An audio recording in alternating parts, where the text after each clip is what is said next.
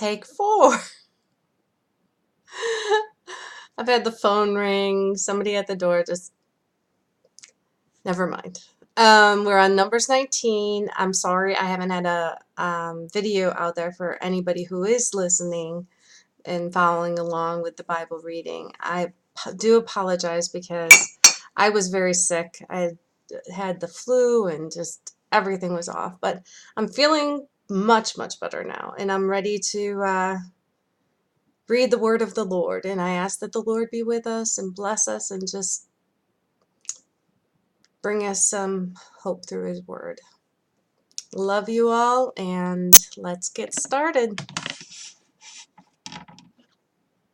The Lord said to Moses and Aaron, oh wait, remember I'm out of practice, so please forgive any, whatever. The Lord said to Moses and Aaron, this is a requirement of the law that the Lord has commanded. Tell the Israelites to bring you a red heifer without defect or blemish, and that has never been under a yoke. To give it to Eleazar the priest. It is to be taken outside the camp and slaughtered in his presence. Then Eleazar the priest is to take some of its blood on his fingers and sprinkle it 7 times towards the front of the tent of meeting. While he watches, the heifer is to be burned, its hide, flesh, blood, and intestines. The priest is to take some cedar wood, hyssop, and scarlet wool and throw them onto the burning heifer. After that, the priest must wash his clothes and bathe himself with water. He may then come into the camp, but he will be ceremonially unclean till evening. The man who burns it must also wash his clothes and bathe with water, and he too will be unclean till evening. A man who is clean shall gather up the ashes of the heifer and put them in a ceremonially clean place outside the camp. They are to be kept by the Israelite community for use in the water of cleansing. It is for purification from sin. The man who gathers up the ashes of the heifer must also wash his clothes, and he too will be unclean till evening. This will be a lasting ordinance both for the Israelites and for the foreigners residing among them. Whoever touches a human corpse will be unclean for 7 days. They must purify themselves with water on the 3rd day and on the 7th day.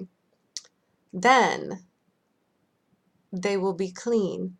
But if they do not purify themselves on the 3rd and 7th day, they will not be clean.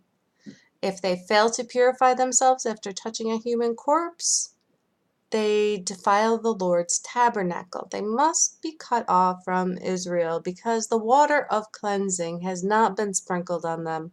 They are unclean. Their uncleanness remains on them. This is the law that applies when a person dies in a tent. Anyone who enters the tent and anyone who is in it will be unclean for 7 days. And every open container without a lid fastened on it will be unclean. See how smart they are?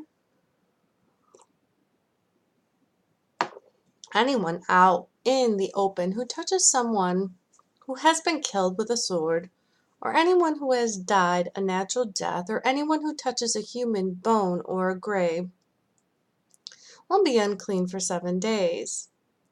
For the unclean person put some ashes from the burn purification offering into a jar and pour fresh water over them.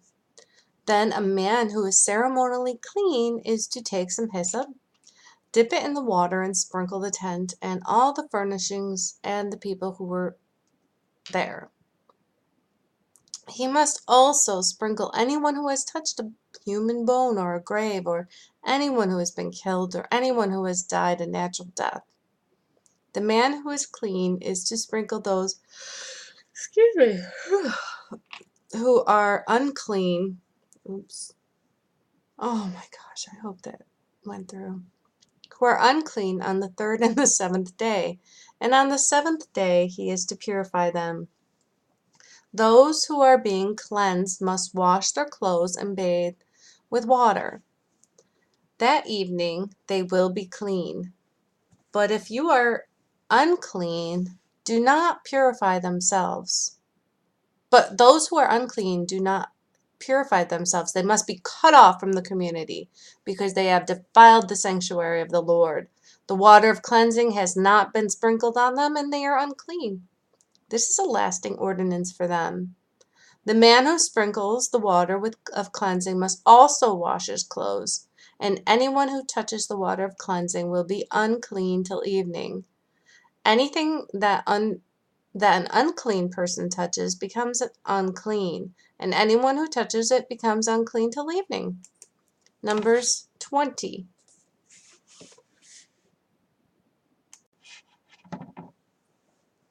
In the first month, the whole Israelite community arrived at the desert of Zin, and they stayed at Kadesh, where Miriam died and was buried. Now there was no water for the community, and the people gathered in opposition to Moses and Aaron. They quarreled with Moses and said, "If only we had died when our brothers fell dead before the Lord. Why did you bring the Lord's community into the wilderness, that we and our livestock should die here? Why did you bring us up out of Egypt to this terrible place? It has no grain or figs, grapevines or pomegranates, and there is no water to drink." Moses and Aaron went from the assembly to the entrance to the tent of meeting and fell face down. And the glory of the Lord appeared to them. The Lord said to Moses, "Take the staff, and you and your brother Aaron gather the assembly together. Speak to the rock before their eyes, and it will pour out its water. You will bring out the rock for the community so they and their livestock can drink." Notice he said, "Speak to the rock." So Moses took the staff from the Lord's presence, just as he commanded. He and Aaron gathered the assembly together in front of the rock, and Moses said to them, "Listen, you rebels, must we bring you water out of this rock?" Then Moses raised his arm and struck the rock twice with his staff. Water gushed out, and the community and the livestock drank. But the Lord said to Moses and Aaron, "Because you did not trust in me enough to honor me as holy in the sight of the Israelites, you will not bring this community into the land I give them." These were the waters of Meribah, where the Israelites quarreled with the Lord, and where he was proved holy among them. It's a weird situation. I don't entirely understand that. I think I have to have a little more insight into that, because I've heard it before. Moses struck the rock and didn't speak to the rock. And God said, "Because you didn't trust me." I just don't get that. Okay. Moses sent messengers from Kadesh to the king of Edom, saying, "This is what your brother Israel says.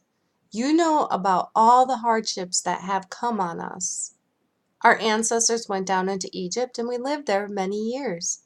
The Egyptians mistreated us and our ancestors. But when we cried out to the Lord, he heard our cry and sent an angel and brought us out of Egypt. Now we are here at Kadesh, a town on the edge of your territory. Please let us pass through your country. We will not go through any field or vineyard or drink water from any well. We will travel along the king's highway and not turn to the right or to the left until we pass through your territory." But Edom answered, "You may not pass through here. If you try, we will march out and attack you with the sword." The Israelites replied, "We will go along the main road, and if we or our livestock drink any of your water, we will pay for it. We only want to pass through on foot and nothing else." Again they answered, "You may not pass through." Then Edom came out against them with a large and powerful army. Since Edom refused to let them go through their territory, Israel turned away from them. The whole Israelite community set out from Kadesh and came to Mount Hor. At Mount Hor, near the border of Edom, the Lord said to Moses and Aaron, Aaron will be gathered to his people.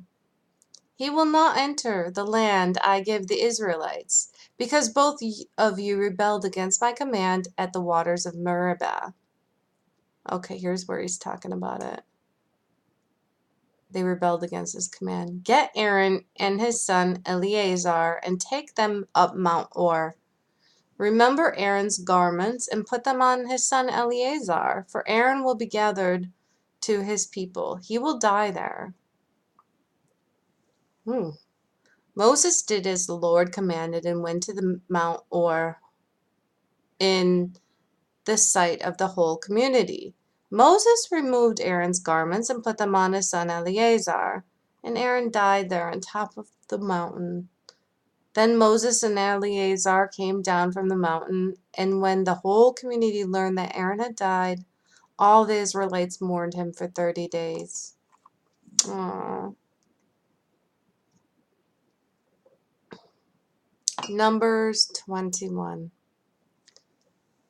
When the Canaanite king of Aran, who lived in Negev, heard that Israel was coming along the road to Atharim, he attacked the Israelites. Excuse me, sorry. Ooh. He attacked the Israelites and captured some of them. Then Israel made his vow to the Lord. If you will deliver these people into our hands, we will totally destroy their cities. Okay.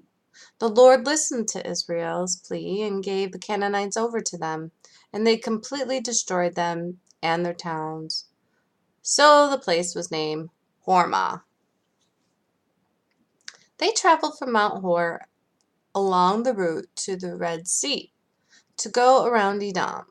But the people grew impatient on the way. They spoke against God and against Moses and said, Why have you brought us up out of Egypt to die in the wilderness? There is no bread, there is no water, and we detest this miserable food.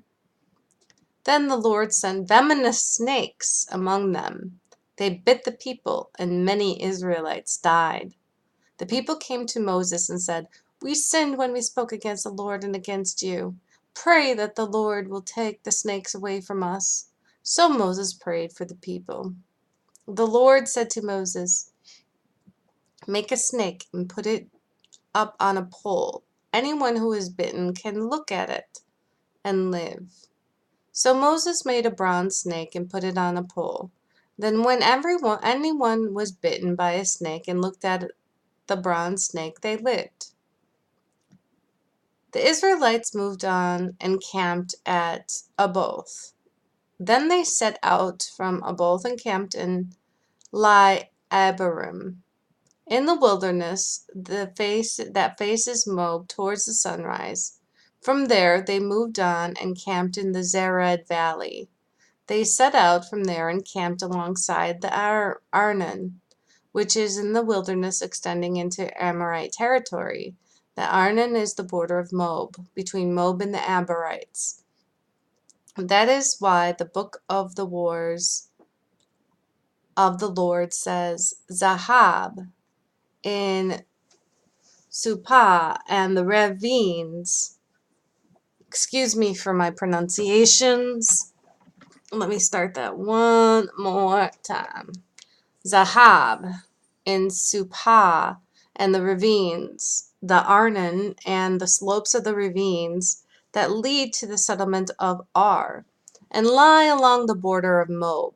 From there they continue on to Beer, and the well where the Lord said to Moses, Gather the people together, and I will give them water. The Israelites sang the song, Spring up, oh well, sing about it. I guess I'm not a good singer. I'll just speak it. Spring up, oh well, sing about it. I just want to sing it. About the well that the princess dug.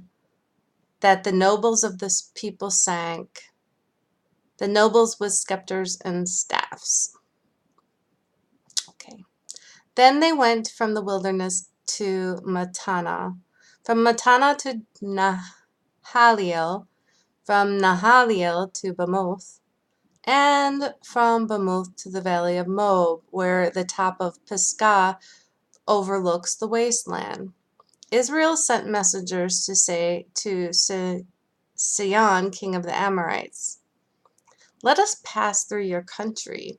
We will not turn aside into any field or vineyard or drink water from any well. We will travel along the king's highway until we have passed through your territory." But Sihon would not let Israel pass through his territory. He mustered his entire army and marched out into the wilderness against Israel. When he reached Jahaz, he fought with Israel.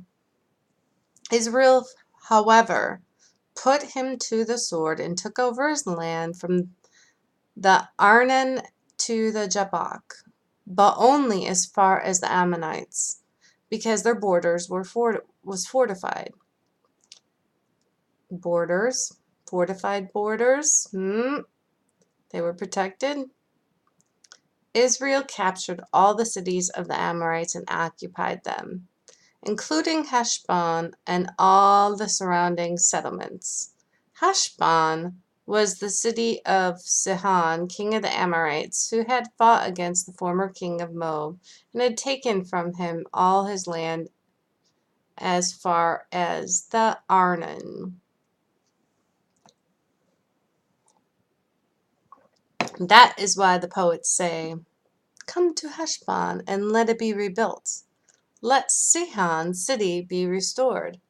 Fire went out from Heshbon, a blaze from the city of Sihon. It consumed Ar of Moab. The citizens of Arnon's heights, "Woe to you, Moab! You are destroyed, people of Chemosh." He has given up his sons as fugitives and his daughters as captives to Sihon, king of the Amorites. But we have overthrown them. Heshbon's dominion has been destroyed all the way to Dibon. We have demolished them as far as Nophah, which extends to Medeba. So Israel settled in the land of the Amorites. After Moses had sent spies to Jazer, the Israelites captured its surrounding settlement and drove out the Amorites who were there. Then they turned and went up along the road towards Bashan. And Og, king of Bashan, and his whole army marched out to meet them in battle at Adri. The Lord said to Moses, "Do not be afraid of him, for I have delivered him into your hands, along with his whole army and his land. Do to him what you did to Sihon, king of the Amorites, who reigned in Heshbon." So they struck him down, together with his sons and his whole army, leaving them no survivors. And they took possession of the land.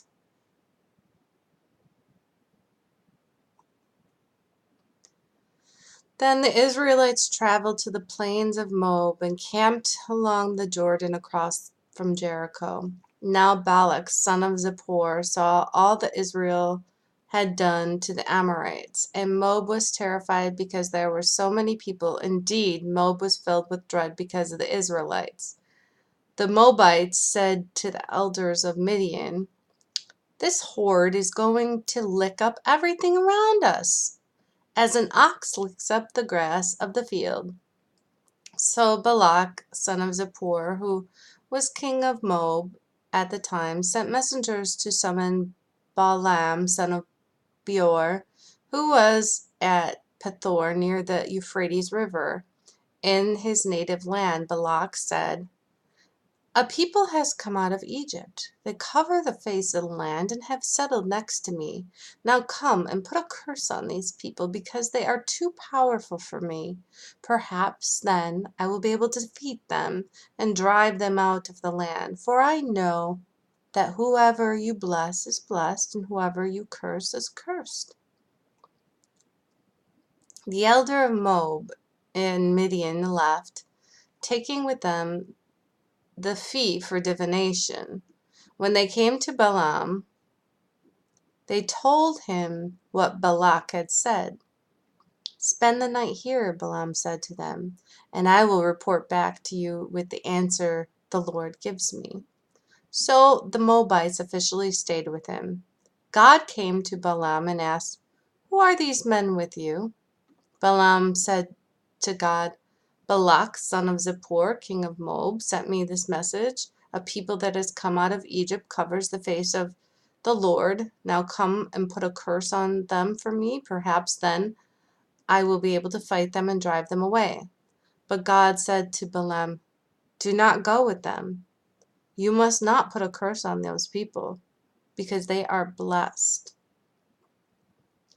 The next morning Balaam got up and said to Balak's officials, "Go back to your own country, for the Lord has refused to let me go with you."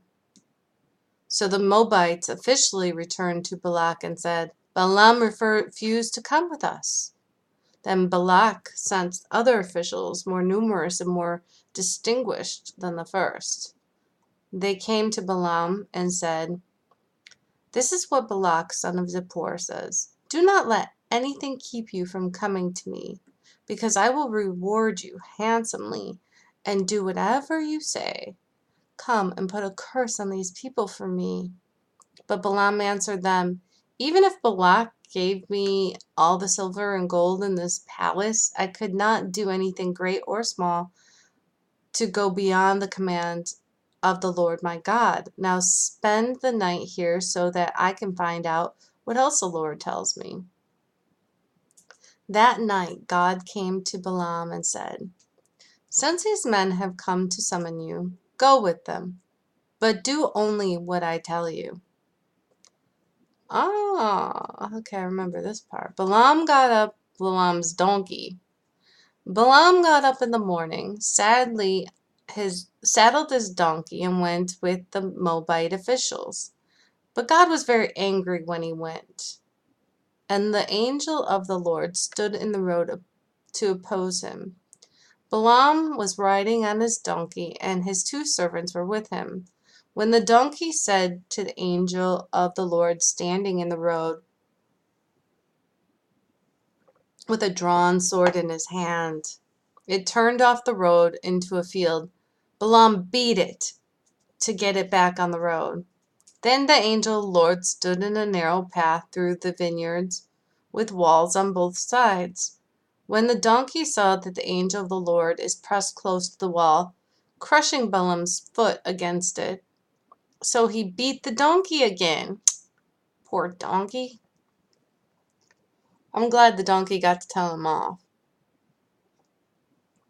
Then the angel of the Lord moved on ahead and stood in the narrow place where there was no room to turn, either to the right or to the left. When the donkey saw that the angel of the Lord, it lay down under Balaam, and he was angry and beat it with his staff. Oh my goodness.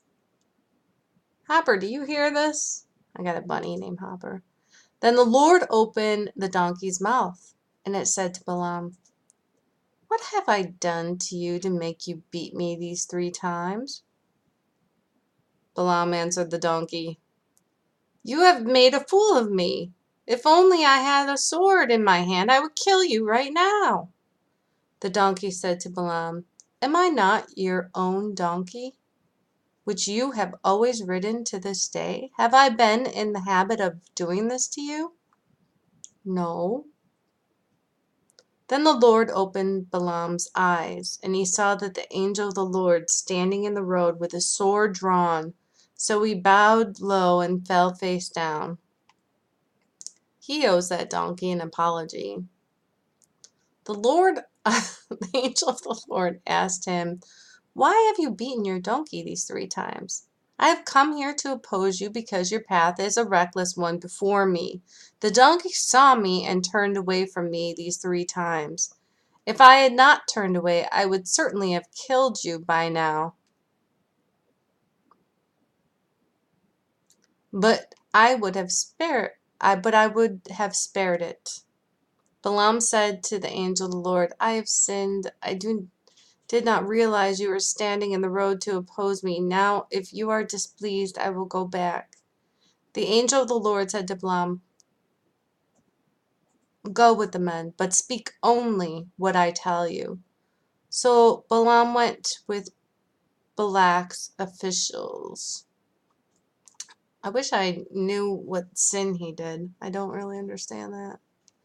I'll have to look into that. When Balak heard that Balaam was coming, he went out to meet him at the Moabites' town on the Arnon border at the edge of the territory. Balak said to Balaam, Did I not send you an urgent summons? Why did you come to me? Am I really not able to reward you? Well, I have come to you now, Balaam replied, but I can't say whatever I please. I must speak only what the Lord puts in my mouth. When Balaam went with Balak to Kiriath Huzak, Balak sacrificed cattle and sheep and gave some to Balaam and the officials who were with him.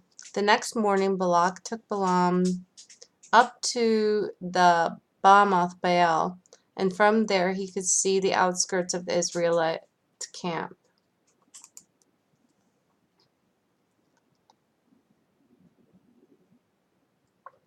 Okay, Numbers 23. Balaam said, Build me 7 altars here, and prepare 7 bulls and 7 rams for me. Balak did as Balaam said, and the 2 of them offered a bull and a ram on each altar. Then Balaam said to Balak, Stay here beside your offering while I go aside. Perhaps the Lord will come to meet with me. Whatever he reveals to me, I will tell you. Then he went off to a barren height. God met with him, and Balaam said, I have prepared 7 altars, and on each altar I've offered a bull and a ram. The Lord put a word in Balaam's mouth and said, Go back to Balak and give him his word. So he went back to him and found him standing beside his offering with all the Moabite officials. Then Balaam spoke his message. Balak brought me from Aram, the king of Moab, from the eastern mountains. Come, he said, curse Jacob for me. Come, denounce Israel. How can I curse those whom God has not cursed? How can I denounce from those from whom the Lord has not denounced? From the rocky peaks I see them. From the heights I view them. I see a people who live apart and do not consider themselves one of the nations, who can count the dust of Jacob, or number even a fourth of Israel. Let me die the death of the righteous, and may my final end be like theirs. Balak said to Balaam, What have you done to me? I brought you to curse my enemies, but you have done nothing but bless them. He answered, Must I not speak what the Lord puts in my mouth? Balaam's second message. Hopper. I didn't mean to yell, sorry. She ran off. Then Balak said to him, Come with me to another place where you can see them. You will not see them all, but only the outskirts of the camp.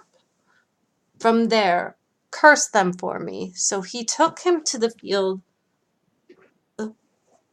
of Zophim on the top of Pisgah. And there he built 7 altars and offered a bull and a ram on each altar. Balaam said to Balak, Stay here beside your offering while I meet with him over there. The Lord met with Balaam and put a word in his mouth and said, Go back to Balak and give him this word. So he went and found him standing beside his offering, and the Moabite official Balak asked him, What did the Lord say? He spoke this message, Arise, Balak, and listen. Hear me, son of Zippor. God is not human, and he should lie, that he should lie. Not a human being, that he should change his mind. Does he speak and not act, and then not act? Does he promise and not fulfill? I have received a command to bless. He has blessed, and I cannot change it. No misfortune is seen in Jacob, no misery observed in Israel. The Lord their God is with them. The shout of the king is among them. God brought them out of Egypt. They have the strength of a wild ox. There is no divination against Jacob, no evil omens against Israel. It will now be said of Jacob and of Israel, see what God has done. The people rise like a lioness. They rouse themselves like a lion that does not rest till it devours its prey and drinks the blood of its victims. Then Balak said to Balaam, neither curse them at all, nor bless them at all. Balaam answered, did I not tell you I must do whatever the Lord says? Balaam's third message. Then Balak said to Balaam, come, let me take you to another place. Perhaps it will please God to let you curse them for me from there. And Balak took Balaam to the top of Peor, overlooking the wasteland. Balaam said, build me 7 altars here, and prepare 7 bulls and 7 rams for me. Balak did as Balaam had said, and offered a bull and a ram on each altar. Numbers 24. Okay, I went and heated up my coffee. If any of you guys need to do that, just feel free to pause, get some coffee or hot cocoa. It's fall, so now we're at Numbers 24. Don't you just feel so refreshed and alive when you read the Bible? I think when you got the Holy Spirit, it's like a bath for the Holy Spirit. Now, when Balaam saw that it pleased the Lord to bless Israel, he did not resort to divination as other times, but turned his face towards the wilderness. When Balaam took out and saw Israel encamped tribe by tribe, the Spirit of God came to him, and he spoke this message. The prophecy of Balaam, son of Beor, the prophecy of one whose eye sees clearly, the prophecy of one who hears the words of God, who sees the vision from the Almighty, who falls prostrate, and whose eyes are opened. How beautiful are your tents, Jacob, your dwelling places, Israel. Like valleys they spread out, like gardens beside a river, like aloes planted by the Lord, like cedars besides the water. Water flows from the buckets. Their seed will have abundant water. Their king will be greater than Agag. Their kingdom will be exalted. God brought them out of Egypt. They have the strength of a wild ox. They devour hostile nations and break their bones in pieces. With the arrows they pierce them. Like a lion they crouch and lie down, like a lioness who dares to rouse them. May those who bless you be blessed, and those who curse you be cursed. Then Balak's anger turned against Balaam. He struck his hand together and said to him, I summoned you to curse my enemies, but you have blessed them with these three times. Now leave at once and go home. I said I would reward you handsomely, but the Lord has kept you from being rewarded. Balaam answered Balak, did I not tell you the messengers you sent me? Even if Balak gave me all the silver and gold in his palace, I could not do anything on my own accord. good or bad, to go beyond the commands of the Lord. And I must only say what the Lord says. Now I'm going back to my people, but come, let me warn you of what this people will do to your people in days to come. He then spoke his message. The prophecy of Balaam, son of Beor, the prophecy of one whose eye sees clearly, the prophecy of one who hears the words of God, who has knowledge from the Most High, who sees a vision from the Almighty, who falls prostrate, and whose eyes are open. I see him, but not now. I behold him, but not near. A star will come out of Jacob, a scepter will rise out of Israel.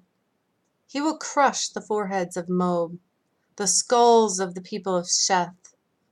Edom will be conquered, Seir, his enemy, will be conquered, but Israel will grow strong. A ruler will come out of Jacob and destroy the survivors of the city.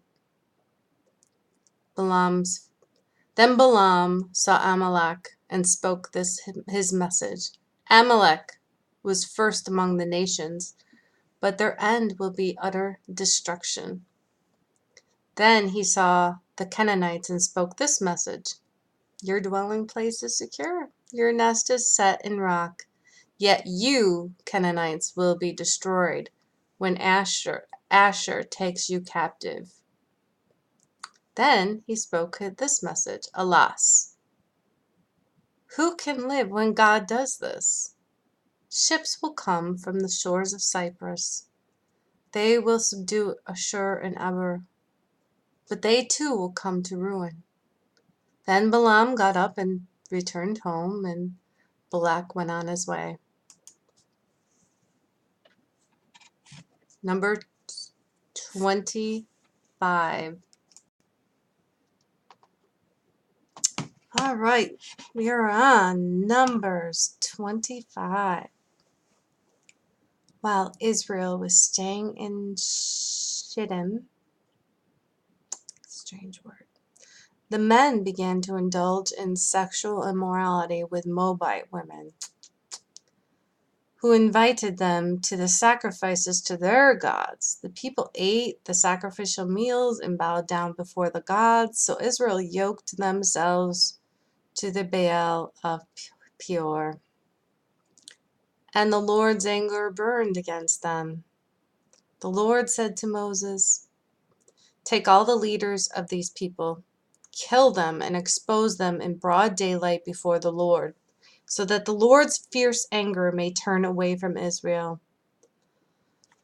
So Moses said to Israel's judges, each of you must put to death those of your people who have yoked themselves to the Baal of Peor. Then an Israelite man brought into the camp a Midianite woman right before the eyes of Moses and the whole assembly of Israel while they were weeping at the entrance of the tent of meeting. When Phinehas, son of Eleazar, the son of Aaron, the priest, saw this, he left the assembly, took a spear in his hand, and followed the Israelite into the tent. He drove a spear into both of them, right through the Israelite man and into the woman's stomach. Then the plague against the Israelites was stopped. But those who died in the plague numbered 24,000. Wow. The Lord said to Moses, Phinehas, son of Eleazar, the son of Aaron, the priest, has turned my anger away from the Israelites, since he was as zealous for my honor among them as I am. I did not put an end to them in my zeal. Therefore, tell him I am making my covenant of peace with him. He and his descendants will have a covenant of a lasting priesthood, because he was zealous for the honor of his God and made atonement for the Israelites. The name of the Israelite who was killed with the Midianite woman was Zimri, son of Salu, the leader of the Simeonite family. And the name of the Midianite woman who was put to death was Cosbi, daughter of Zur, a tribal chief of the Midianite family. Wow. The Lord said to Moses, "Treat the Midianites as enemies and kill them. They treated you as enemies when they deceived you in the pure incident involving their sister Cosbi, the daughter of the Midianite leader, the woman who was killed when the plague came as a result of the incident." Wow. Numbers 26. After the plague, the Lord said to Moses and Eleazar, son of Aaron, the priest, "Take a census of the whole Israelite community by families."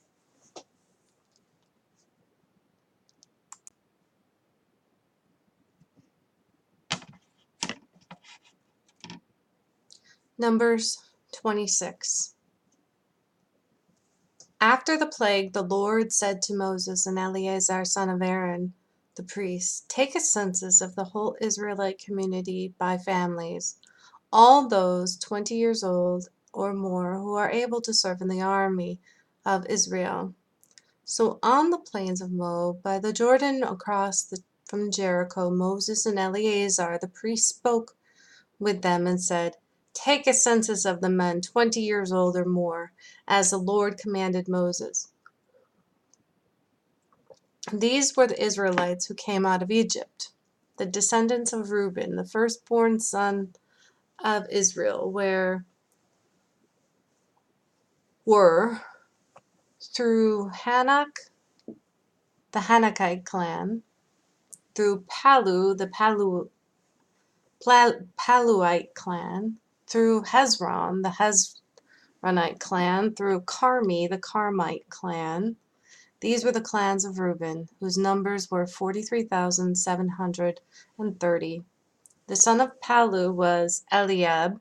The son of Eliab were Nemuel, Dathan, and Abiram. The same Dathan and Abiram were the community officials who rebelled against Moses and Aaron and were among Korah's followers when they rebelled against the Lord. The earth opened its mouth and swallowed them, along with Korah, whose followers died when the fire devoured the 250 men, and they served as a warning sign. The line of Korah, however, did not die out. The descendants of Simeon by their clans were, through Nemuel, the Nemulite clan, through Jamin, the Jaminite clan, through Jachin, the Jachinite clan, through Zerah, the Zerahite clan, through Shaul, the Shaulite clan. These were the clans of Simon, whose numbers were 22,200. The descendants of Gad by their clans were, through Zephon, the Zephonite clan, through Haggai, the Haggite clan, through Shuni, the Shunite clan, through Ozni, the Oznite clan, through Eri, the Arite clan, through Arodi, the Aradite clan, through Areli, the Arelite clan. These were the clans of Gad, whose numbers were 40,500. And Onan were sons of Judah, but they died in Canaan.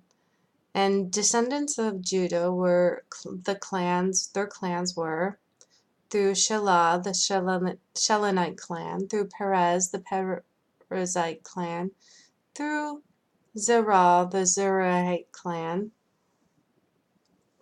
The descendants of Perez were, through Hezron, the Hezronite clan, through Hamul, the Hamulite clan. These were the clans of Judah, whose numbers were 76,500. The descendants of Issachar by their clans were, through Tola, the Tolaite clan, through Puah, the Puite clan, through Jashub, the Jashubite clan, through Shimron, the Shimronite clan. These were the clans of Issachar. Those numbers were 64,300. The descendants of Zebulun by their clans were, through Sered, the Seredite clan, through Elon, the Elonite clan, through Jaleel, the Jaleelite clan. These were the clans of Zebulun, whose numbers were 60,500.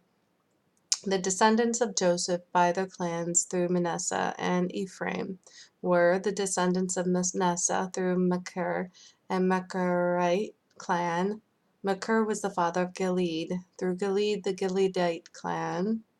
These were the descendants of Gilead through Lezer, the Lezerite clan, through Helak, the Helakite clan, through Esriel, the Esrielite clan, through Shechem, the Shechemite clan, through Shemida, the Shemidite clan, through Hepher, the Hepherite clan. In parentheses it says, Zelophehad, son of Hepher, had no sons. He had only daughters, whose names were Mala, Noah, Hoglah, Milcah, and Tirzah. These were the clans of Manasseh, whose numbers were 52,700. These were the descendants of Ephraim by their clans. Through Shatila, the Shatilite clan, through Becher, the Becherite clan, through Tahan, the Tahanite clan. These were the descendants of Shatila, through Iran, the Iranite clan. These were the clans of Ephraim, whose numbers were 32,500. These were the descendants of Joseph by their clans. The descendants of Benjamin by their clans were through Bela, the Belaite clan, through Ashbel, the Ashbelite clan, through Ahiram, the Ahiramite clan, through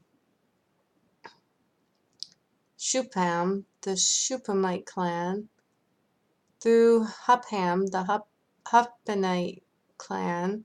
The descendants of Bela through Ard and Naaman were through Ard, an Ardite clan, through Naaman, the Naamanite clan. These were the clans of Benjamin, whose numbers were 45,600. These were the descendants of Dan by their clans.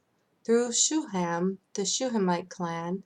These were the clans of Dan. All of them were Shuhamite clans, and those numbered were 64,400. The descendants of Asher by their clans were through Imnah, the Imnite clan, through Ishvi, the Ishvite clan, through Beriah, the Berite clan, through the descendants of Beriah, through Heber, the Heberite clan, through Machil, the Machilite clan. In parentheses it says Asher had a daughter named Sarah. Okay. These were the clans of Asher, whose numbers were 53,400. The descendants of Naphtali by their clans were through Jazeel, the Jazeelite clan, through Guni, the Gunite clan, through Jezer, the Jezerite clan, through Shelem, the Shelemite clan. These were the clans of Naphtali. Through those numbers were 45,400. Total number of men of Israel was 601,730. The Lord said to Moses, the land is to be allotted to them as an inheritance based on the number of names. To a larger group give a larger inheritance, and to a smaller group a smaller one. Each is to receive its inheritance according to the number of those listed. Be sure that the land is distributed by lot, which each group inherits will be according to the names for its ancestral tribe. Each inheritance is to be distributed by lot among the larger and smaller groups. These were the Levites who were counted by their clans. Through Gershon, the Gershonite clans, through Kahath, the Kahathite clan, through Merari, the Merarite clan. These were the Levite clans. The Libnite clan, the Hebronite clan, the Mahalite clan, the Mushite clan, the Korite clan.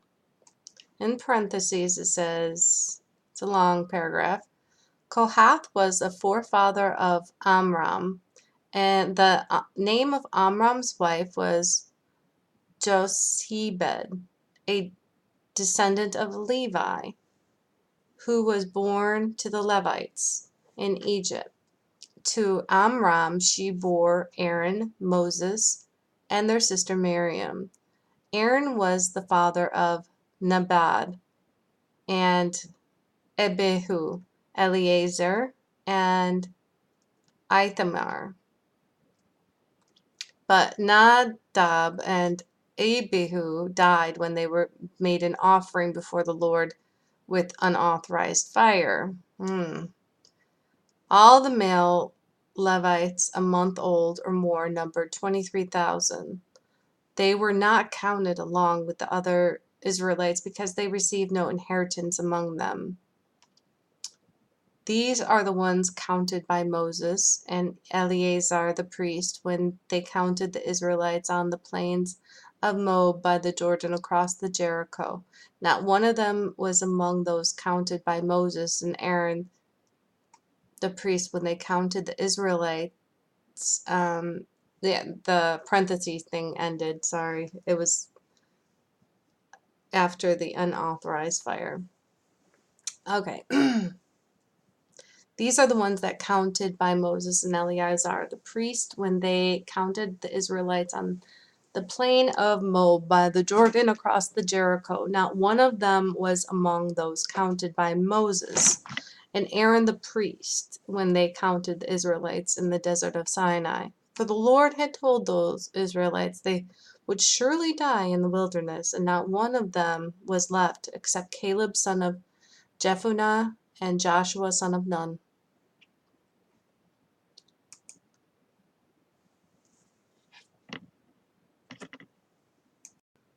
Okay, we're going to stop there and return later or tomorrow. I'm not sure which one, because we have 10 more chapters to do, 27 to 36.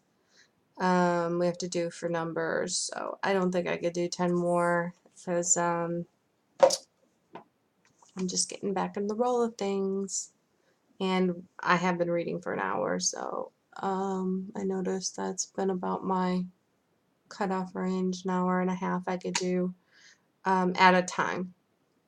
So I hope somebody enjoys this and have a blessed, wonderful day. Thank you.